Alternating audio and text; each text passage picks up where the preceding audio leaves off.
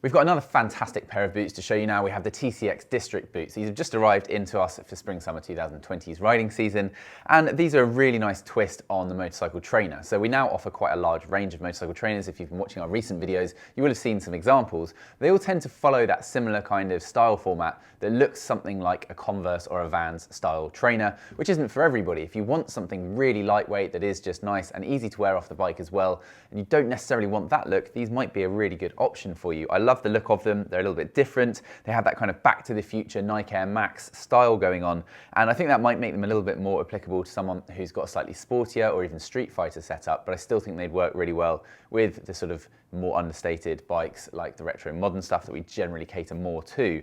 So there's two colours available. We have the gunmetal brown and we have the black, and the gunmetal brown is really, really wonderful. I love this sort of slight lift to the grey, and I think that they have a really nice finish, and the styling I think works really well as well. So what we have is a mixture of fabrics. It's described by TCX as a high tenacity outer, whatever that means. But basically you've got a really highly abrasion resistant outer, which has almost sort of a ripstop kind of feel to the textile section of it. And then this appears to be broken up with sort of some suede sections, which are heat formed onto the reinforced toe and heel section. So you've got good crush protection in those areas. The boot as a whole, of course, is CE approved, as everything from TCX has been for many years. So this is nice and reassuring. So in terms of impact, abrasion, everything like that, this passes all the standards you'd want to see from a boot.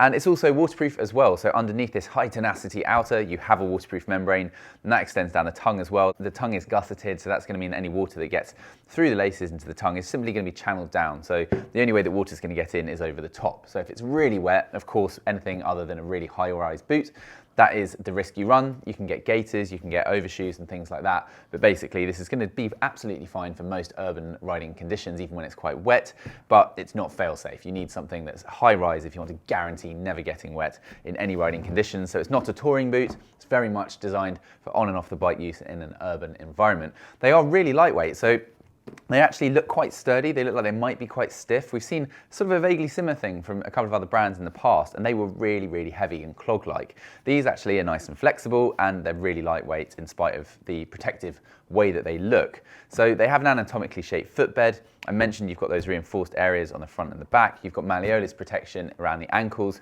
and teaming that up with this overlay Velcro strap means that you can do that really, really tight.